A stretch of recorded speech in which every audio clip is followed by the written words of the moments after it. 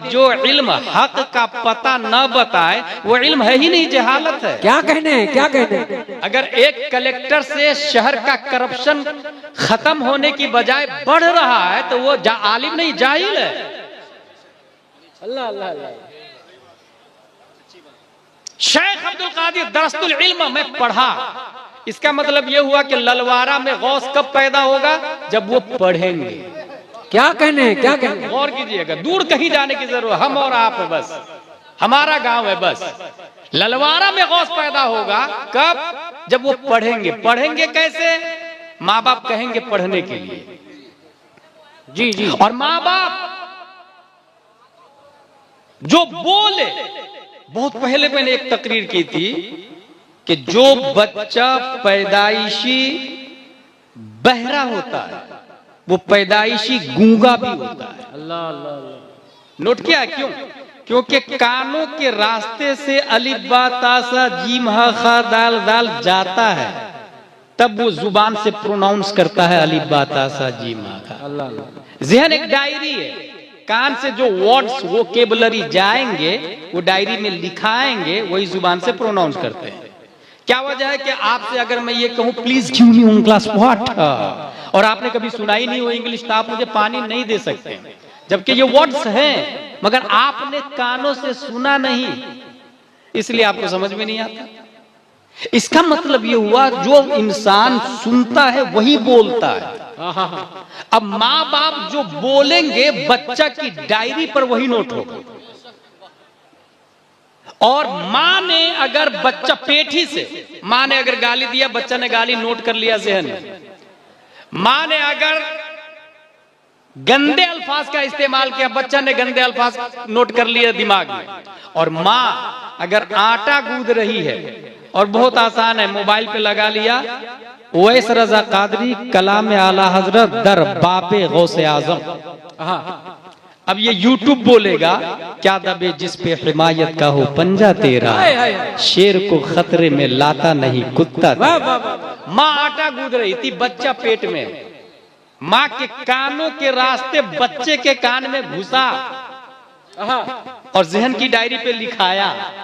और ये मैं नहीं, आज का साइंटिस्ट भी बोलता है, स्टीफन कर्लियन, और प्रैक्टिकल के तौर पे खुद गौसे आजम आप लोग के सामने, अपने हमसे पहले जो खतीब लोग आए थे सुना है आपने कि गौसे आजम जो हाफिज पैदा हुए थे 18 पारे का, क्यों? माँ ने पढ़ा, गौस ने सुना। जो सुनता है बच्चा वो जहन की डायरी पर लिख लेता है। इसलिए अगर कोई शौहर अपनी बीवी को गाली दिया, अब बच्चा पेट में, बच्चा भी पैदा हो वही गाली देता है जो बाप ने दिया। अल्लाह अल्लाह अल्लाह। बच्चा क्यों वैसे ही मुस्कुराता है जैसे बाप मुस्कुराता है? बल्कि पैदा होने के बाद की एक बात बताऊं आप लोग को, माँ को सर्दी होती है तो बच्चे को सर्दी हो जाती है। क्यों भाई? जबकि पैदा हो चुका है ना। पैदा होने के बाद इतना हाई कनेक्शन है तो पैदा होने से पहले कितना फुल कनेक्शन है, इसका अंदाजा लगा सकते हैं। इसका मतलब ये हुआ कि अगर बच्चे की डायरी पर अच्छी चीजें लिखना हो तो माँ बाप अच्छे अल्फाज का इस्तेमाल करें। अब बाप ये बोल रहा है बेटा, बेटा ने कहा अब्बू मेरे लिए हेलीकॉप्टर ला दो ना, ठीक है कल ला दूंगा, चला गया, कल लाया नहीं। क्यों बेटा? अब्बू आप हेलीकॉप्टर लाने का बोले थे, लाए नहीं आप, ठीक है कल ला दूंगा। बच्चे के दिमाग में आया वो जो पहले दिन बाप ने बोला और लाए नहीं, इसका मतलब यह है बोली पर अमल करना जरूरी नहीं है। अल्लाह अल्लाह अल्लाह। इसी से बच्चा आगे चल के वादा खिलाफी करना शुरू करता है, अल्लाह अल्लाह अल्लाह। झूठ बोलना शुरू करता है। हम लोग बड़ी आसानी से इसको जाने देते हैं, बड़ी आसानी से, जबकि बच्चे का जहन एक ऐसी डायरी है जिसको फुल करना माँ बाप पर फर्ज है। और उसने खुद बोला कि मैं कल ला दूंगा और लाया नहीं। बच्चे से माफी मांगे, उज़्रे माकूल बताए, या तो वादा नहीं करे, या तो वादा नहीं करे। अच्छा, ये अपने इस्लाम की थी मकातिब में, इस्लाम की किताबों में ये चीज अच्छे से बताई जाती है। बरखिलाफ इसके कि आप ABCD में चले जाए तो वहां झूठ का लेसन शुरू में बताया जाता है। Johnny Johnny yes papa, eating sugar no papa, telling a lie. ये लाई का कॉन्सेप्ट, झूठ का कॉन्सेप्ट वहां नर्सरी में बताया जाता है। मगर यहां पर तामीर अदब शुरू करे तो वहां लिखा रहता है सच बोल, अल्लाह एक है, रब रब रट। क्या कहने, प्राइमरी की बात कर रहा हूं मैं, प्राइमरी की। यहां माँ और बहनें भी बैठी है। हमारे यहाँ आमतौर से क्या हो रहा है कि हम अगर ये कहें आपसे 95% बच्चे इंग्लिश मीडियम में पढ़ रहे हैं, नो डाउट। गौसे आजम का जुमला याद रखिएगा, दरस्तुल इल्म हत्ता सिरतु कुतबन, मैं पढ़ा, कितना पढ़ा। हमारे बच्चे जो स्कूल में पढ़ रहे हैं 95% बच्चे स्कूल में पढ़ रहे हैं, 95% बच्चे। भाई आपने अपने बच्चे को दीनी तालीम दी? बोले दीन हजरत। क्या पढ़ाया आपने? बोले मेरा बेटा कुरान शरीफ पढ़ता है। ये किसने कह दिया कुरान पढ़ना दीनी तालीम? भाई कुरान खानी दीनी तालीम नहीं, कुरान दानी दीनी तालीम।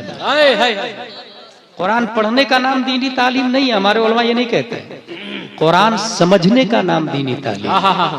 सवाब अलग चीज है, लाइफ स्टाइल अलग चीज है। कुरान की आयत पढ़े आपको सवाब मिलेगा, मगर वुजू में कितने फराइज है, ये किस आयत से साबित है? ये दीनी तालीम। गुस्ल में कितने फराइज है, किस आयत से साबित है? ये दीनी तालीम। हमारे बच्चे बच्चियां कुरान शरीफ पढ़ ली, हम लोग खुश है। शादी करने के लिए भी जाते हैं, वो लड़की देखिएगा जिसके पास दीनी तालीम। बोले हाँ ना, मेरी बेटी 5 बार कुरान शरीफ पढ़ चुकी है। भाई साहब 5 बार नहीं 50 बार भी पढ़ ले, दीनी तालीम नहीं है ये। और मैंने अपने खंडवा मध्य प्रदेश के मकतब में अरबी से ज्यादा जब उर्दू पे तवज्जो दिया तो एक औरत शिकायत करने आ गई, आपके मदरसे में कुरान शरीफ तो खत्म ही नहीं करवाया जाता, बस उर्दू पढ़ाई जाती है। मैंने कहा ठीक है, कुरान शरीफ पढ़ा दिया आपके बच्चे को, बहुत अच्छी किताब है, सवाब का किताब है, इससे बढ़ के कोई किताब ही नहीं दुनिया में। पढ़ने पे एक हर्फ पे 10 नेकियां है। मगर ये बताइए मेरी बहन, कुरान शरीफ आपकी बेटी को मुकम्मल करा दिया, क्या करेगी वो? रमजान में कुरान शरीफ पढ़ेगी, मैयत में 10वां 20वां 30वां में इसाले सवाब के लिए। और मोस्टली रमजान में खवातीन कुरान शरीफ बहुत खत्म करती है हमारे मध्य प्रदेश में। यहाँ क्या हाल है मुझे नहीं मालूम, अल्लाह का शुक्र। कोई एक कुरान शरीफ रमजान में पढ़ लेती, कोई 2, कोई 3, कोई 4, कोई 5 कुरान शरीफ पढ़ ली, डेली 5 पारा, 30 दिन में 5 कुरान शरीफ हो गए आपके मुकम्मल। ये 5 कुरान का आपको सवाब मिल गया। लेकिन मैं उर्दू इसलिए पढ़ा रहा हूं कि अगर आपकी बच्ची एक आयत की तफसीर सीख ली, एक आयत की तफसीर, तो अल्लामा अहमद यार खान नईमी फरमाते हैं एक आयत की तफसीर सीखने वाली को अल्लाह ताला 10 कुरान का सवाब देता है। जिंदाबाद जिंदाबाद। कुछ समझ में आ रहा है? इसका मतलब ये हुआ कि अगर आप खुश है कि मेरी बेटी दीनी तालीम जानती है तो गलत है, आप उर्दू तालीम दें उसको, लाजिम करार ले अरबी के साथ में उर्दू तालीम देना। और शादी देखते समय अव्वलन तो ये दिमाग से निकाल दे कि हम अपने लेवल का रिश्ता ढूंढेंगे, वो लेवल का जो मेयार है वही बातिल है। मेरी बेटी 12वीं क्लास पढ़ी है, लड़का जरा देखना 10वीं 12वीं कम से कम पढ़ा लिखा हो। कभी आपने ऐसा देखा कि मस्जिद में जाके अपना दामाद ढूंढ रहे हो? Shocking news. कभी आपने मदरसे में जाके दामाद ढूंढा है? मैंने पढ़ा है एक साहब जाके मस्जिद में रोजाना पहली सब में दामाद ढूंढ रहे थे। हर नमाज में पहली सब में जाके देखते थे कौन कौन आया। एक नौजवान समझ में आ गया, भाई भाई मेरी बेटी से शादी कर लो, तुम पाबंद हो 5 नमाज के, तुम ही शादी करो। ऐसे भी लोग गुजरे हैं और उन्हीं की वजह से इस्लाम जिंदा है, उन्हीं की बुनियाद पर इस्लाम। उन्होंने कहा हजरत मेरे पास तो कुछ है ही नहीं। कहा कोई बात नहीं है, मुझे कुछ चाहिए भी नहीं, तुम तैयार हो तो मैं निकाह करने के लिए अपनी बेटी का निकाह तुमसे तैयार हूं। निकाह हो जाता है, चंद बारात, मुख्तसर सा खाना है, वलीमा है, निकाह हो गया। दुल्हन की डोली उठ के जाती है, डोली उठ के जब घर जाती है तो कोने में टोकरी से कुछ छुपा हुआ था। दुल्हन पूछती है मेरे सरताज उस टोकरी में क्या रखा हुआ है? कहा वो आधी रोटी है, कल के लिए हमने रखी, आधी आज खाई, आधी कल के लिए रखी। उसके अलावा बैंक बैलेंस नहीं है, अनाज नहीं है, गेहूं नहीं है, चावल नहीं है। ये ज़हन में रखिएगा, क्योंकि आप में से हर एक के अकाउंट में कुछ न कुछ 1000 रुपया होगा। हर एक के घर में चावल की बोरियां होगी, कोठियां भरी होगी। आधी रोटी रखी है। मेरे सरताज क्यों? कहा कल के लिए।